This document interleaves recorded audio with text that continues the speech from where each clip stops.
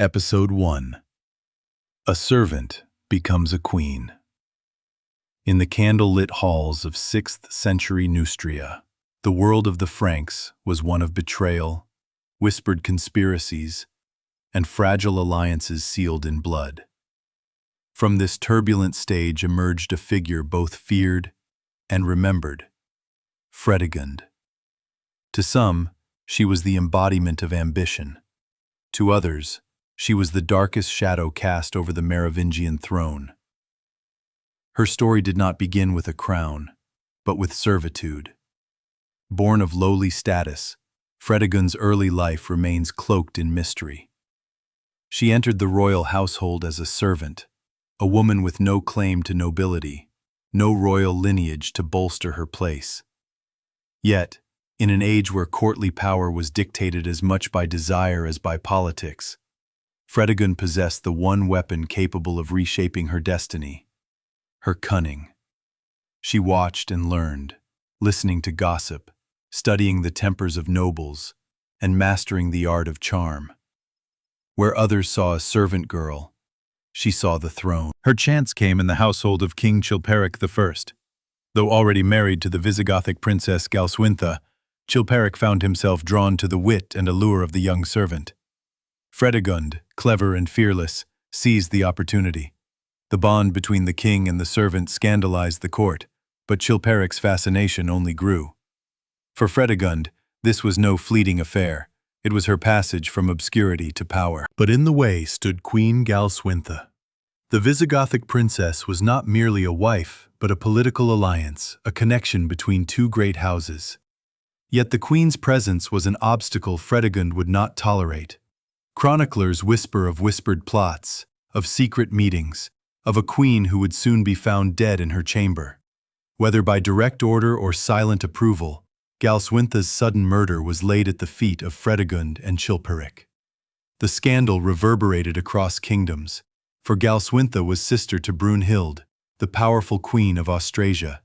The seeds of a feud were sown, and they would sprout into decades of blood-soaked war. With Galswintha gone, Fredegund was elevated to queen, but not without enemies. Nobles sneered at her low birth. Courtiers whispered of her ruthless climb. Even among her new family, suspicion festered. Yet Fredegund did not falter. Her beauty and wit concealed a heart of steel. She bore Chilperic children, solidifying her influence. She plotted in silence, striking only when certain of victory. It was not enough to wear the crown. Fredegund intended to keep it at any cost. Already, rumors swirled that she had seduced one of Chilperic's own sons from another marriage. Whether truth or slander, the whispers painted her not just as ambitious, but dangerous, a queen who would betray bed and blood alike. For Fredegund, such talk was but another tool. Fear was power, and she wielded it mercilessly. Thus began the reign of a woman whose name would be etched in scandal and terror. Fredegund, once a servant girl, now sat upon a throne of intrigue. Behind her smile lurked betrayal, behind her crown the shadow of death. And in the kingdoms of the Franks, a storm had only just begun. Episode 2. The Murdered Queen's Sister. The coronation of Fredegund as queen was not a triumph greeted with cheers, but with venom and suspicion. For in Austrasia, to the east, Queen Brunhild grieved. Brunhild was the sister of the murdered Galswintha, and her sorrow was forged into vengeance. From the moment Galswintha's lifeless body was discovered, Brunhild swore that Fredegund would never know peace. And thus began one of the most infamous rivalries in medieval Europe, a blood feud that would engulf kingdoms. Brunhild was no ordinary queen.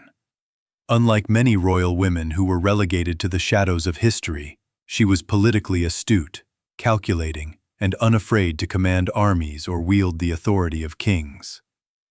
Her marriage to Sigebert, Chilperic's brother, made her a queen of Austrasia, but it was her personal vendetta against Fredegund that would transform her into a legend. The courts of Neustria and Austrasia became battlegrounds of rumor, alliance, and bloodshed. When Brunhild raised her voice in anger, the kings of Europe listened. When she demanded vengeance, armies stirred. It was not long before Sigebert, urged on by his wife, marched against Chilperic and Fredegund.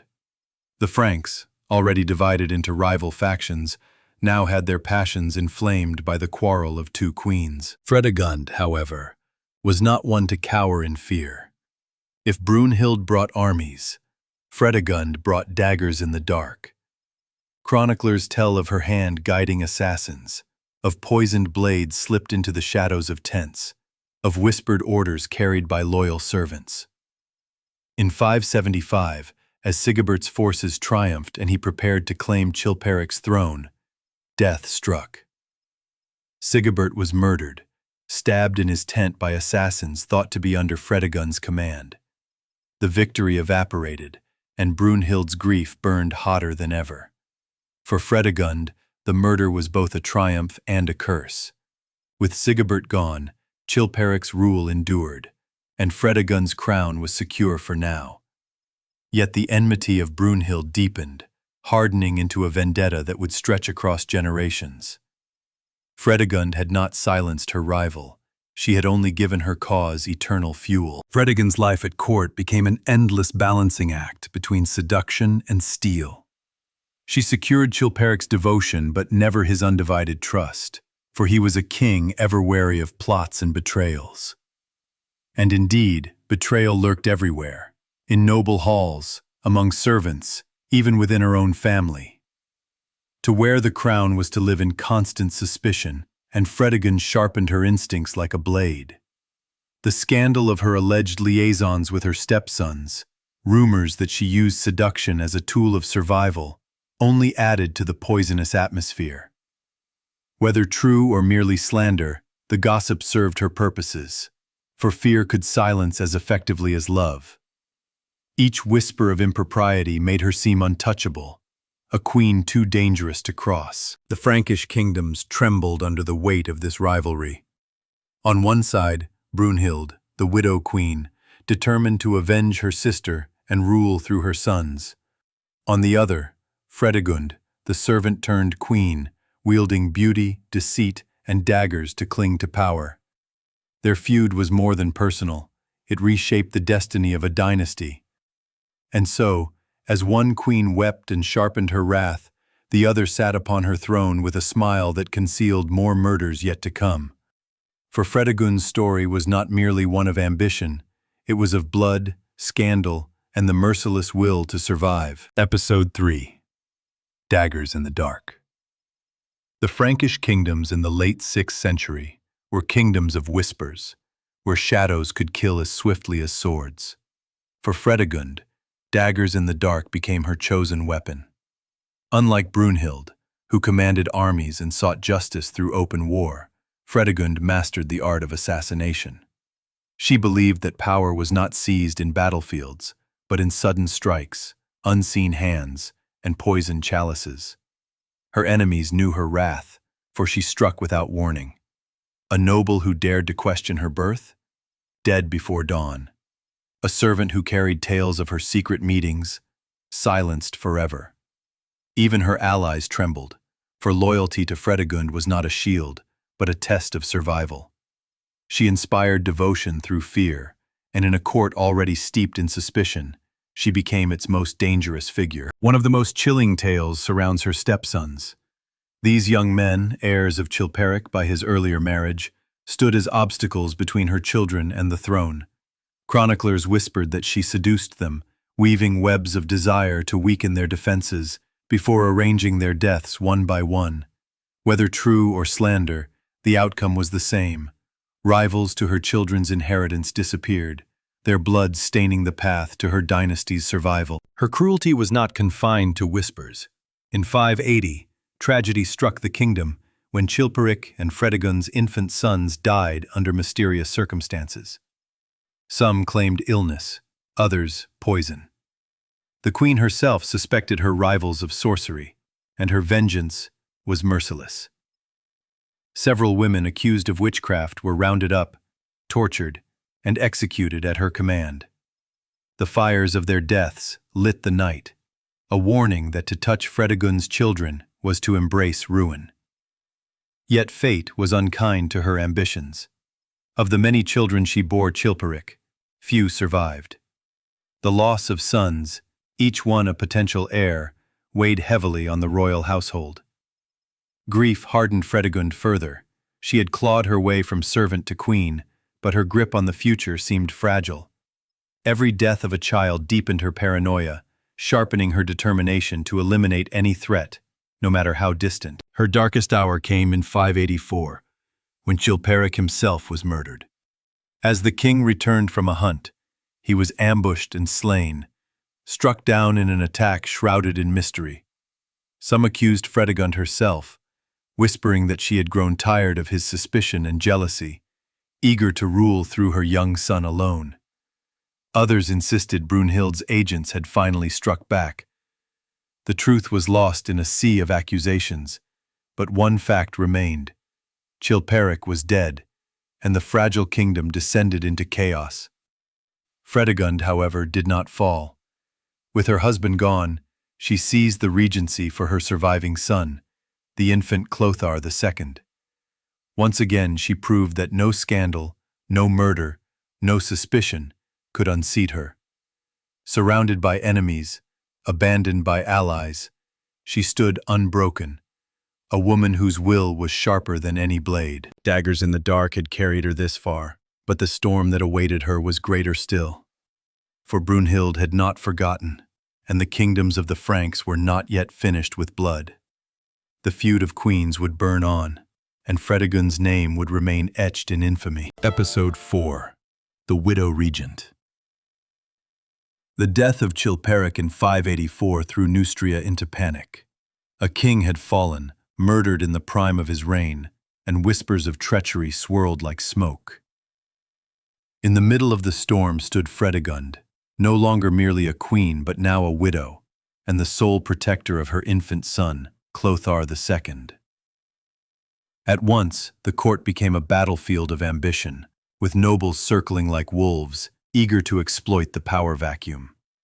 Yet Fredegund, who had clawed her way to the throne through seduction, intrigue, and murder, was not about to surrender her son's crown. She seized the regency with ruthless precision.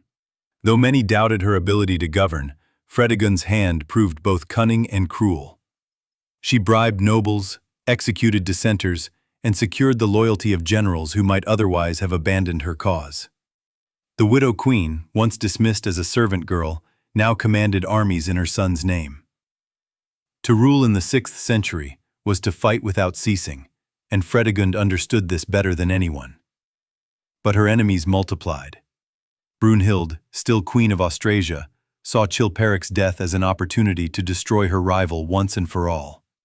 With her grandsons on the throne, Brunhild sought to expand her influence into Neustria, believing Fredegund's regency would collapse under pressure. To Brunhild, the servant queen was an upstart whose rule could not endure. To Fredegund, Brunhild was an old wound that refused to heal, a threat that had to be broken before it destroyed her. The struggle between the two women did not merely play out in council chambers, but on battlefields. Chroniclers describe how armies marched at their queen's commands, banners fluttering as soldiers clashed in the names of women who never lifted swords, but wielded power sharper than steel. Where Brunhild maneuvered through dynastic marriages and treaties, Fredegund responded with assassins and bribes. Every peace was temporary, every alliance fragile, and every whisper could mean death. One of Fredegund's most infamous acts during her regency was the attempted assassination of King Guntram, another rival ruler and ally of Brunhild. Though the plot failed, it revealed her determination to eliminate threats at any cost. Even in her widowhood, she refused to be passive. Her power came not from legitimacy, but from fear, and she wielded that fear with calculated precision. Yet behind the hardened mask of the widow regent lay desperation. Her son was her last hope for a lasting dynasty. Most of her children had already perished, and the survival of Clothar II was the only thread binding her ambitions to the future. She guarded him fiercely, surrounding him with loyal retainers, and eliminating any who so much as whispered of his vulnerability.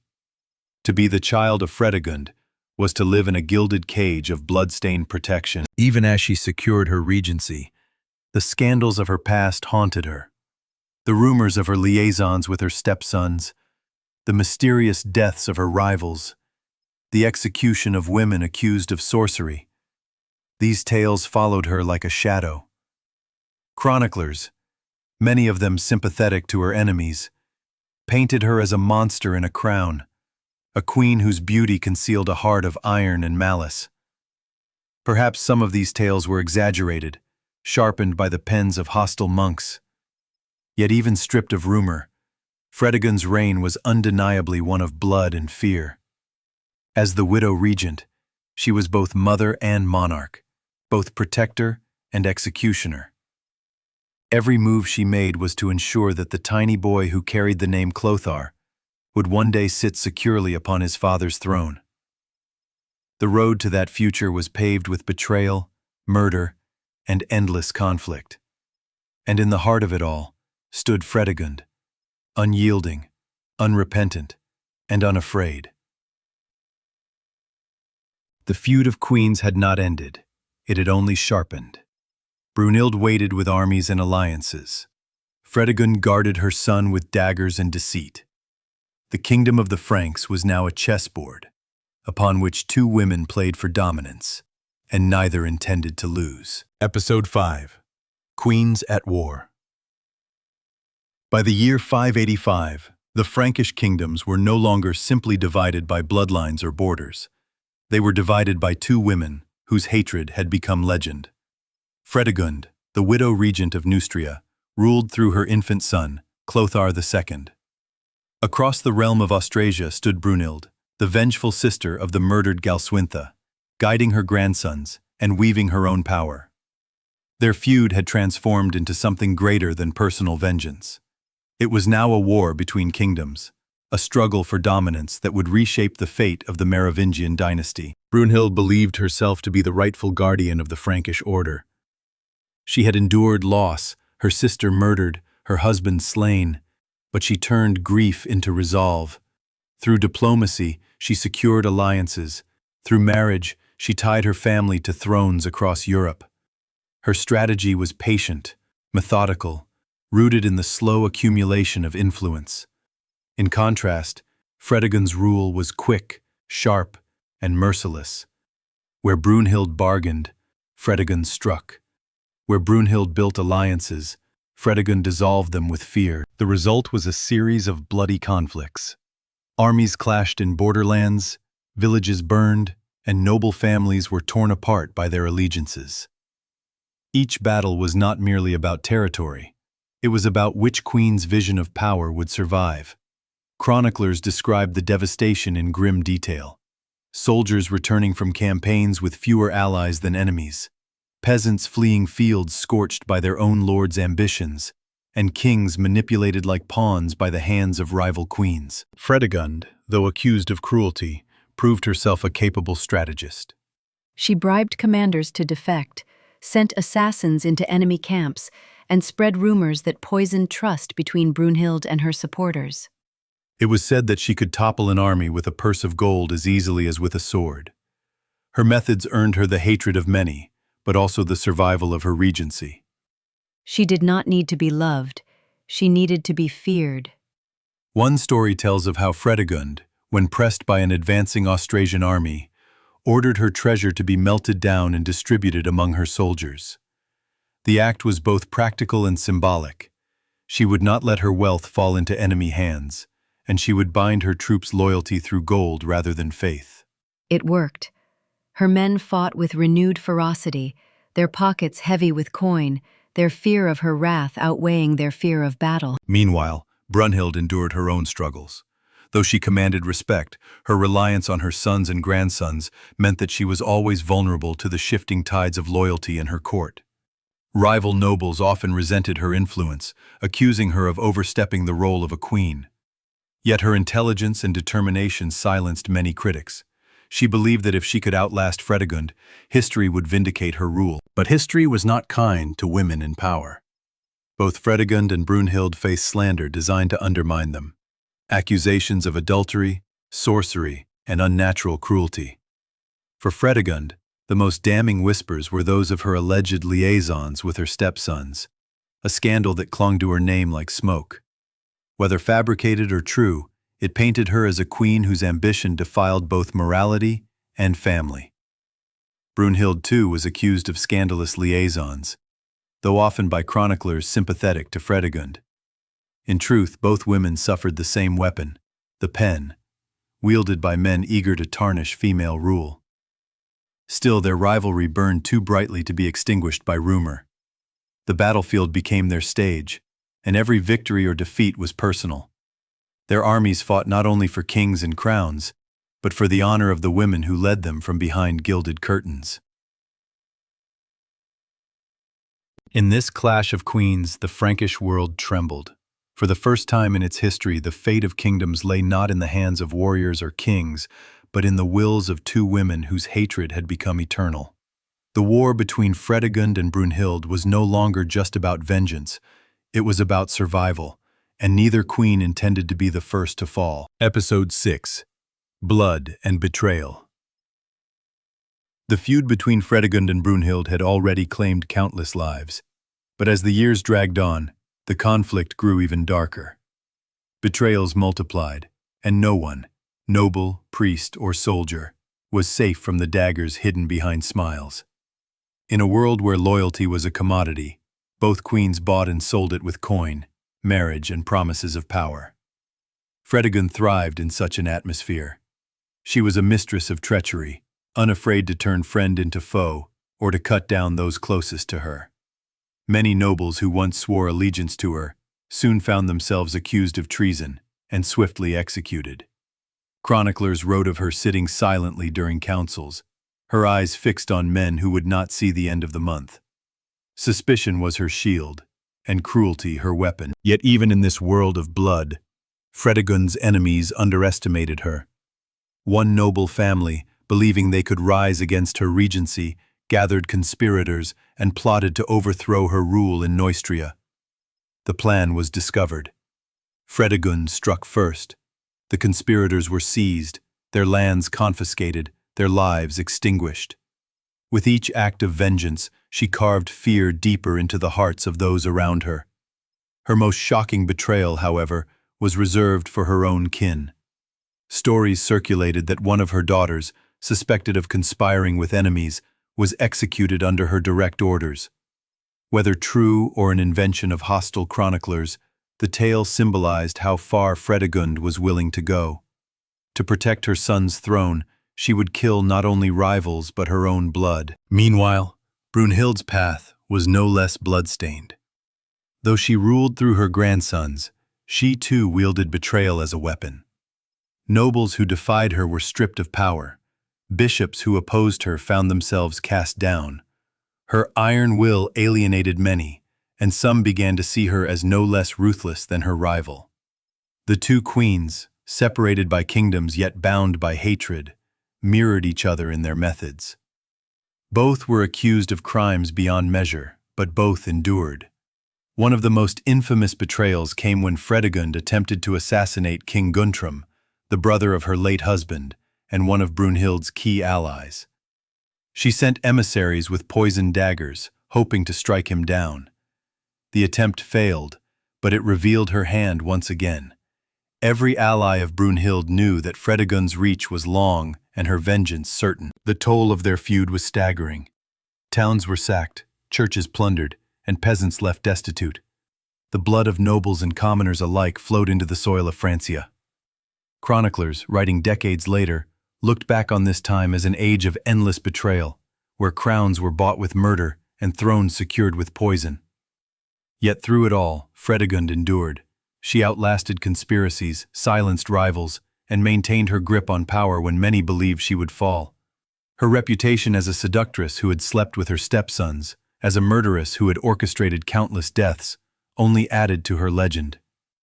For some, she was the embodiment of evil. For others, she was a survivor in a world that demanded cruelty from its rulers. By now, the struggle between Fredegund and Brunhild had transcended personal vengeance. It had become the defining story of a generation, a tale of two queens whose blood and betrayal shaped the destiny of kings. And as Fredegund grew older, her shadow only lengthened, casting fear across the Frankish realms. But time is the one enemy no ruler can outwit, and even Fredegund would one day face the limits of her power.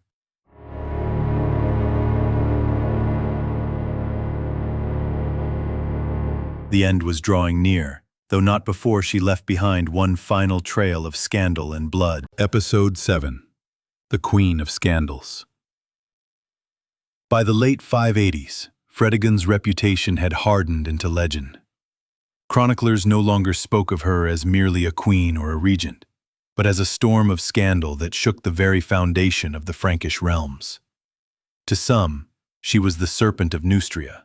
To others, a woman cursed by ambition yet blessed with survival. Wherever her name was whispered, it carried with it tales of seduction, betrayal, and blood. The most persistent scandal was the rumor that she had seduced her stepsons. Though few dared speak openly in her presence, whispers ran through courts across Francia. Her beauty, her cunning, and her willingness to use both had already been proven. For her enemies, accusing her of corrupting her own family was a weapon meant to strip her of legitimacy. Whether the tales were true or false hardly mattered. The scandal itself was enough to stain her forever. To the clergy, it was a sin beyond redemption. To the nobility, it was evidence of her dangerous lust for power. Yet Fredegund neither confirmed nor denied. She allowed the whispers to linger, for scandal made her untouchable, shrouding her in fear and mystery. Her dealings with the church added further controversy. Though she patronized monasteries and funded churches, she also ordered executions of priests she suspected of conspiracy. One infamous tale recounts how she summoned a bishop to her court, accused him of betraying her, and had him beaten before her eyes.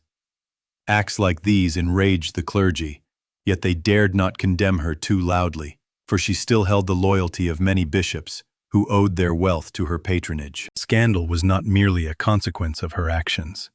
It was her tool. She weaponized gossip, planting rumors to discredit rivals. If a noblewoman rose in influence, whispers of adultery soon followed.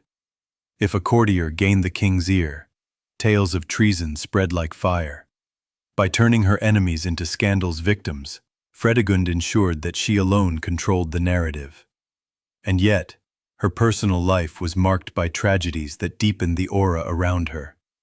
She bore many children, but only her son Clothar II survived infancy. Chroniclers claimed that her enemies rejoiced at each death, accusing her of divine punishment. Some even suggested that she herself killed her children in pursuit of power, a cruel fabrication designed to tarnish her name further. Still, the endless loss hardened her. She wrapped all her ambition around her last surviving son, vowing to leave him a kingdom no enemy could shatter. Even in widowhood, her allure remained potent. Men who entered her orbit found themselves either rewarded beyond measure or destroyed without mercy. Chroniclers tell of foreign envoys who left Neustria captivated by her presence, only to be found dead before reaching home. Whether these deaths were coincidences or her design, they only added to her legend. To her enemies, she was scandal incarnate. To her allies, she was a woman who had defied every expectation, rising from servant to queen, surviving accusations that would have destroyed others, and ruling a kingdom despite constant opposition. She was scandalous because she refused to obey the limits imposed on women of her time. But scandal is a double-edged sword. It brought her power, but it also made her the most hated woman in Francia. Even as she aged, the stories of her past clung to her like chains, ensuring that history would remember her not as a builder of kingdoms, but as the queen who lived by scandal and survived by scandal. Yet Fredegund did not care for the judgment of monks or nobles. Her only concern was the survival of her son and the destruction of Brunhild. And for that, scandal was not a burden but a weapon. Episode 8. The Feud That Would Not Die. The rivalry between Fredegund and Brunhild had by now spanned decades, outlasting kings, armies, and generations of nobles. What had begun with the murder of Galswintha became an unrelenting feud that defined the destiny of the Frankish kingdoms. No peace endured, no treaty held. The hatred between these two women was not political convenience. It was personal, eternal, and merciless. Brunhild, the widow of Sigebert, had watched her enemies rise and fall, but never Fredegund. The Queen of Neustria seemed immune to defeat. Every time Brunhild thought she had cornered her rival, Fredegund slipped through the net, sometimes by coin, sometimes by dagger, always by cunning. It was said that Brunhild never smiled, except when imagining Fredegund's downfall, and Fredegund never laughed, except when plotting Brunhild's destruction. Their feud infected every level of society. Kings were dragged into it, nobles were divided by it, and the common folk paid for it with their blood. Peasants saw their fields burned, churches plundered, and sons conscripted into endless wars. To them, the queens were less monarchs than curses upon the land. Yet the people whispered their names with awe, for no men of their age commanded such power or inspired such fear. One of the bitterest episodes came when Fredegund launched campaigns against Brunhild's allies. She sent troops to raid Austrasian towns, sparing no one. Villages loyal to Brunhild were burned to the ground. Prisoners were executed in droves, their deaths intended to send a message. Loyalty to Brunhild meant ruin. In retaliation, Brunhild's forces stormed Neustrian borders, leaving behind their own trails of fire and ash. The land between their realms became a wasteland, scarred by the hatred of two women who refused to yield. Fredegund's obsession with eliminating Brunhild even extended into the spiritual realm. Chroniclers claim she once consulted sorcerers, desperate to curse her rival. Though such tales may have been exaggerated by hostile monks, they reveal how deeply the feud shaped her image. To her enemies, she was a queen who would stop at nothing, even dabbling in forbidden arts, to destroy the sister of the woman she had murdered. Brunhild, in turn, used every political tool at her disposal. She married her children and grandchildren into powerful dynasties, weaving webs of alliance across Europe. She turned bishops into loyal agents and sought to use the church against Fredegund's reputation. Yet no alliance, no sermon, no curse was strong enough to rid her of her enemy. The feud outlived kings. Guntram, who had once stood as a balance of power, died in 592. His death only deepened the chaos, leaving Brunhild and Fredegund locked in direct conflict, with no mediator to keep them in check. The rivalry that had begun with a single murder now spanned 3 generations, with children and grandchildren born into a world already divided by their grandmother's hatred. What made this feud unforgettable was not simply its violence, but its persistence. Year after year, battle after battle, neither queen could claim total victory. Each wound inflicted was answered with another, each betrayal avenged by blood. It was as if destiny itself refused to allow either woman to triumph. And yet, in the shadows of this endless war, time began to weigh upon them both. Brunhild grew older, clinging desperately to power through her grandsons. Fredegund, though still cunning and ruthless, felt her strength waning, but neither would admit defeat. The feud that had begun in youth had become their very identities. To live was to hate the other. For the Frankish kingdoms, it meant decades of turmoil. For history, it became one of the most infamous rivalries ever recorded.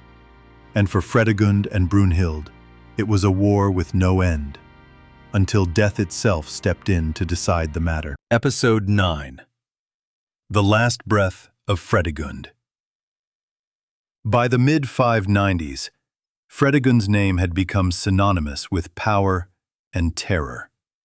She had ruled as queen, regent, conspirator, and assassin. She had outlived her husband, stepsons, rivals, and countless nobles who dared to oppose her. Yet no mortal escapes time, and as her health began to fail, the storm that was Fredegund started to dim. Her final years were marked by both desperation and resilience. Though weakened, she clung fiercely to her regency. Every decision she made was calculated to protect her son, Clothar II, the last of her blood to survive. She had sacrificed too much, shed too much blood, for his throne to be lost. Her enemies knew she was fading, but even in decline, Fredegund was a figure to be feared. The chroniclers describe her final days as bitter. Rumors of sorcery and scandal still surrounded her. Her enemies whispered that God himself had struck her down as punishment for her sins. The seductions, the assassinations, the endless betrayals. The monks who recorded her death painted her as a demon queen, destined for eternal damnation. To them, her illness was not natural, but divine justice. Yet, in her last moments, Fredegund did not repent. No confessions of guilt are recorded, no apologies for the blood she spilled. She remained defiant, her mind fixed on securing her son's future. Surrounded by loyal retainers, she gave her final instructions: protect Clothar, defend his crown, and continue the fight against Brunhild. Even on her deathbed, her feud with the Queen of Austrasia endured. In 597, Fredegund breathed her last. The woman who had risen from servant to queen, who had murdered and schemed her way into legend, was gone. She was buried in the Church of St. Vincent in Paris, her body laid to rest among kings. But her spirit, her scandals, and her reputation refused to die. Her son Clothar II inherited not just a kingdom, but the weight of her legacy. He was too young to understand the storm his mother had left behind, but the name Fredegund would follow him always. Enemies would remember her cruelty, allies her cunning. Her shadow stretched beyond the grave, shaping Francia for decades to come. Brunhild, upon hearing of her rival's death, did not mourn. Some say she celebrated, believing her long war finally ended. But in truth, Fredegund's passing was not the end of the feud. For Clothar would one day grow into a king, and Brunhild's grandsons would clash with him. The seeds of hatred sown by their grandmothers continued to poison the Frankish world. Fredegund's death closed one chapter, but the legend of her life had already been etched in history. She was the queen who scandalized her dynasty, the widow who ruled through fear, the woman who dared to fight kings and queens alike. To some, she was a monster. To others, she was a survivor. To all, she was unforgettable. As the bells of Paris tolled for her passing, one truth remained. Fredegund had defied the limits of her birth, carved her name into history with blood, and ensured that even in death, she would be remembered as the most scandalous queen of her age. Episode 10. Legacy of Blood. When Fredegund was lowered into her tomb in 597, the Frankish world did not sigh with relief. It braced for what was to come.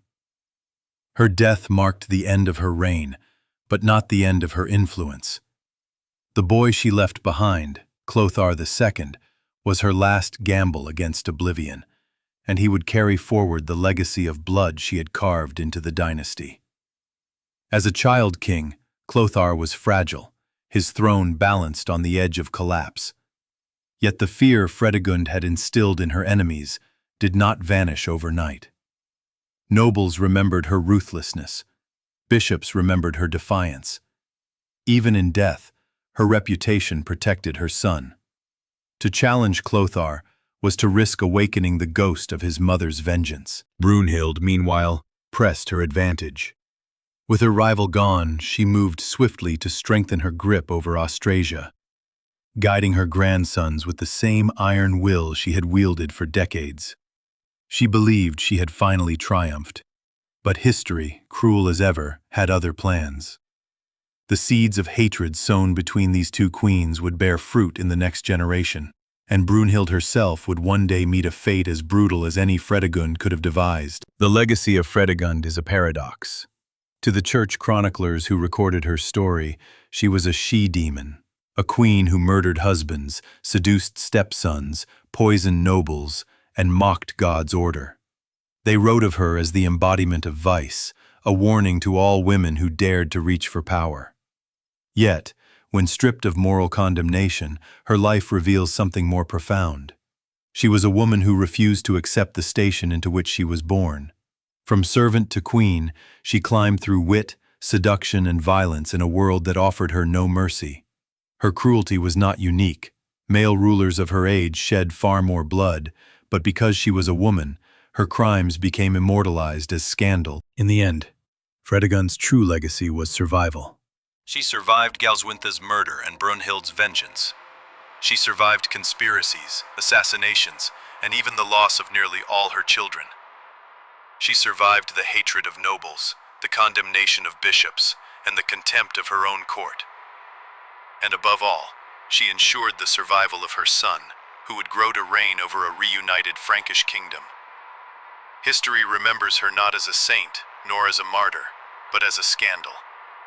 The queen who slept with her stepsons, the widow who ruled with daggers in the dark, the serpent of Neustria. Yet in every whisper of condemnation lies an acknowledgement of her power. She was feared, hated, and reviled, but never forgotten. Fredegund's story is the story of ambition unbound by law, morality, or tradition. It is the story of how one woman, born with nothing, seized everything.